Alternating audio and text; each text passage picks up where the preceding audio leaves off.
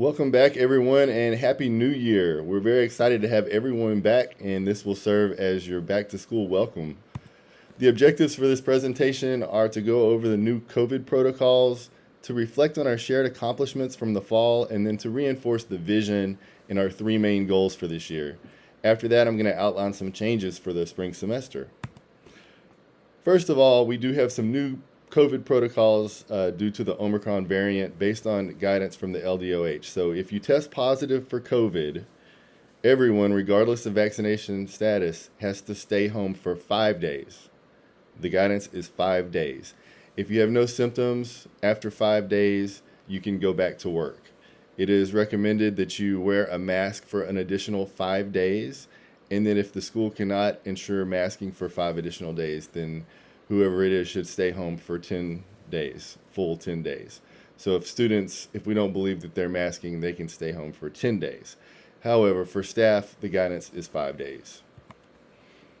If you're exposed as a close contact, meaning you don't necessarily have COVID, but you were exposed to someone that does, you don't have to stay home. If you're vaccinated, you don't have to stay home. Students don't have to stay home either. They are required to wear a mask for 10 days and then get tested on the 5th day. Staff, same thing. If you are vaccinated but exposed, you do not stay home. You wear a mask for 10 days and then you get tested on day 5. And we will continue to have weekly testing so you can meet that requirement. New COVID protocols: if you're exposed as a close contact but you're unvaccinated, you stay home for 5 days. So students who are unvaccinated would stay home for 5 days, and then after that continue to wear a mask around others for an additional 5 days. If the school cannot ensure masking, then the student would just stay home for 10 days, but we do require that the student get tested on day 5. Staff who are unvaccinated will stay home for 5 days. After that, they'll continue to wear a mask around others for 5 additional days, but they can come back to work. You will get tested on day 5 if you're unvaccinated and a close contact. Now, this year's been tough, but it wasn't all bad. So we're going to go over some celebrations from the fall. First of all, we had a hire of a new assistant principal, Mr. Rawls, and we welcomed him at the beginning of the year, and he's been a great addition to our staff and leadership team. And if you remember, we had a very successful student orientation. We had hundreds of students and parents show up and had a great turnout. Everyone bought school uniforms. Then we had this really fun activity with the band playing. We had Miss Coleman and Coco here dancing. This was our back to school PE. Great success. And then we also have a school broadcasting team that publishes a broadcast every day. This is new for Terra. This is something that's great communication. Ms. Wallace is doing a great job. We have a teacher of the year in Ms. Laurent, who has introduced 2 new AP courses to Terra High School. We had a student of the year that was a finalist for EBR student of the year, and that is Ed Williams. Ed Williams was also recognized as the first student athlete to be the EBR Scholar Athlete of the Week. We were the only school that was recognized as having our assistant coach as the assistant coach of the month for Louisiana, and that was Coach Yates. We had our high school student, Clarissa Castro, placed first in the Hispanic Heritage Month contest with her essay. So that was wonderful. We had an amazing turnout for our Hispanic Heritage Month and had a great celebration in the back commons. We had our first pep rally in many months, and it was successful. We also had regular club days. Club day is back. So we had robotics, we had FBLA, we had TikTok club, we had reading club, just to name a few. Our band was back in action and came to football games, dressed up in uniform. We made a huge difference for our morale at football games. We had a huge field trip for LASPA. Ms. Ware and Dr. Drury planned this trip. Students went to different HBCUs across the South and Louisiana. So that was a huge success. The students loved it. Got great feedback. Had our first parade in 2 years for homecoming. The magnet program was on fire. They had school visits where Miss Holmes went to different schools to promote the program. Also had schools come to Terra, had a huge event, a major recruitment event, and also implemented Think Thursdays. We have a freshman support team, and this freshman support team has done a great job. We've been rewarding freshmen every month with different activities. We've also conferenced with freshmen individually, making a big difference in our pass rate for our freshman class. We had a great semester for athletics, kicked it off, and then had a great finale with the gala. Great job, Dean Jackson, planning that. And Miss Z finished her Trojans blanket. The robotics team was able to finally compete.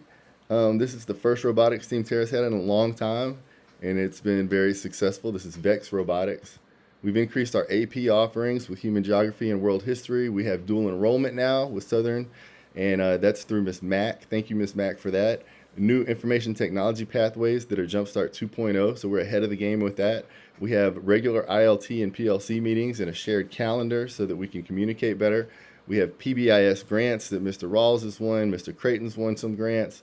Several GoFundMes. Ms. Watts has won several too. Microsoft Teals grant. We were the first school in Louisiana to have Microsoft Teals people come help our students with computer science. Now, let's go over our 3 main goals for the year, and I hope everyone can remember these 3 easy goals. The first is we want to have a 97% attendance rate, period.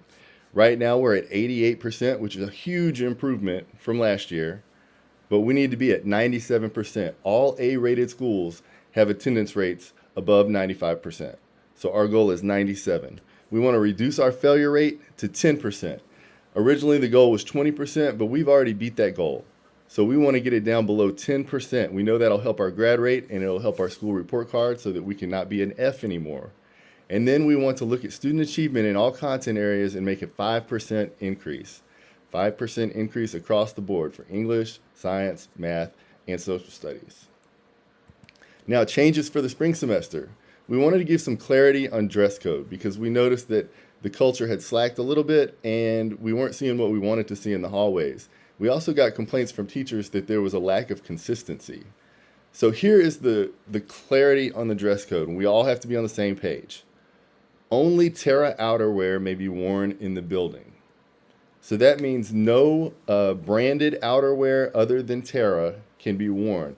Also, no generic hoodies and sweatshirts. We allowed that in the fall because we were often out of stock when it came to sweaters and outerwear, but that's no longer the case. So there's no need for generic hoodies and sweatshirts. So it must be Terra. Terra hoodies may be worn, but the hood cannot be used in the building. So they can wear a Terra hoodie because that was a Terra official apparel. However, they can't put the hood on in the building. We have to enforce that. Students must wear a grade level color Terra shirt. So even if they have outerwear on underneath their jacket or whatever, they should have their color for their grade level in a Terra shirt. It could be a t-shirt or a polo. Remember, we do allow t-shirts this year. Students must wear khaki pants. Must wear khaki pants. And they must wear closed-toed shoes. There are additional rules in the handbook for dress code, but these are our non-negotiables, meaning this is where we're not going to budge. This is where when a student walks past you, you have to address these things. So hopefully we can all be on the same page with that, and we'll send out an email for additional clarity and support. Additional changes for the dress code. Not really huge changes, but we're going to be consistent with our consequences. So if a student is out of dress at the door, the illegal item will be taken from the student then. So they're not walking around throughout the day with that item. That will be enforced at the door. If students haven't already put it in their book sack, we will take the hoodie or the branded jacket or whatever it is that is causing them to be out of dress code. The students out of dress code at that time will call home for any uniform item that they need. For example, if they wore Crocs and they need a pair of tennis shoes, they can call home first to see if their parents or guardian or brother or sister can bring them their shoes. Now, if the parents can't come, the student must spend all day in TOR. We're not going to allow that student to walk around in front of other students out of dress code. So they will be in TOR. So student ID policy, we are going to ensure that all students wear an ID. They must wear an ID. So what's important about this is the consequences and how we address this. So if a student doesn't have an ID when they come into the building, they're not going to come in at all. They're going to stand right there with the dean, and the dean will walk them to the library to ensure that they get the temporary ID. So when they come to you, students must have an ID. It can either be temporary or permanent, but they have to have it. Students seen without an ID after first block, like in your classroom, should be sent to TOR, so you can call for a dean, and they'll be there for the block, also charged $1 for another temporary ID. So they've already had one temporary ID, they took it off, they ripped it up, whatever. They have to be charged again, and they're sent to TOR. And then Mr. Burris will provide an assessed fee list each week for us to look at and do a call out for parents. So in order to ensure that we make these non-negotiables and that the students understand that these are non-negotiables, we're going to have class meetings with the students. These class meetings are going to be held in the gymnasium. We're going to go over those rules, and then also the phone rule. Remember that we're going to confiscate phones when we see them. That's another non-negotiable. So we're going to go back to that very strict policy with phones, and we need everybody to be on board with that. But at these meetings, we're going to basically have them on the first day of school when they come back, January the 4th, which is Tuesday, tomorrow. We're going to greet the students as they enter the gym. We're going to seat them systematically at least 3 feet apart due to COVID. And then we're going to have about 30 minutes with each class. 12th grade will meet at 7:30, 11th grade at 8:20, 10th grade at 9:10, and then 9th grade at 10 o'clock. So do expect that we'll be calling students out of your classrooms in the morning time for these meetings. And then some changes for you for the spring semester, teachers. We're going to have a new duty schedule with a lot of increased help from JROTC and coaches. Your duty spot may or may not change, but you'll get a new schedule from Dean Jackson. We're going to require that all teachers be at their doors during class change. We know that transitions is when we're having most of our fights and problems. And we know that if every teacher is at their door, we're not going to have those problems because the students won't have the ability to even have that altercation. So please be at your doors during class changes. Also, do not let any student out of class during third block. So students get to use the restroom during lunch. Every student gets a lunch block, so there's no reason to let a student out. We're going to have our assistant principals, Ms. Coleman and Ms. Mitchell, that are posted in the hallways during third block to ensure that no one is leaving the classrooms. Dress code enforcement must be across the board in every classroom. So you can't have a safe haven in your room for students to use their phones, for example. Or you can't have a safe haven in your room where you allow students to put their hoods on. Everybody has to be on the same page. If you allow that kind of thing, then you're in violation of the policy. Just be aware of that. Reminder that no students may remain in the building during lunch. So you can't have students eat with you just because you like them, or because they like you, or because they don't feel like going to lunch and they ask you, can I please stay in your room?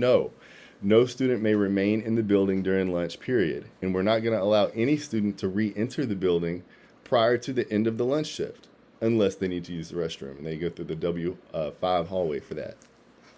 Other improvements for the spring based on recommendations from you guys and feedback. The feedback was that we were inconsistent and we don't communicate well always with the staff. So to be consistent with discipline, we have a discipline matrix where consequences will be looked at the same way across the board, no matter who the student is, and the consequence will be the same for every student. Also, the new teacher leadership team has been formed, and this is so that teachers have more input on decision making that happens on campus. So this teacher leader team is going to be headed by Dean Jackson, and then we also have a new PBIS team that will be headed by Mr. Rawls. So teachers are going to play a vital role in policy going forward. Also, improved school safety and better behavior. A lot of you had mentioned you were concerned about your safety at Terra. So we're going to have strict enforcement of the small things like the dress code and the phone policy. That's the first thing. But we're also going to have a better hallway presence from administrators and deans. So during transitions, we'll all be on duty. No matter what we're doing, we're going to stop what we're doing. If we're on a phone call, we're going to have to politely have the person call us back. If we're in a meeting, we'll tell the parent, look, we'll be back in about 5 minutes, but we have a hallway duty. So that's going to be better from the administrative point of view. And then also we have Coach Yates in TOR, and our goal with that is to make TOR more of a consequence than we have used it for in the past.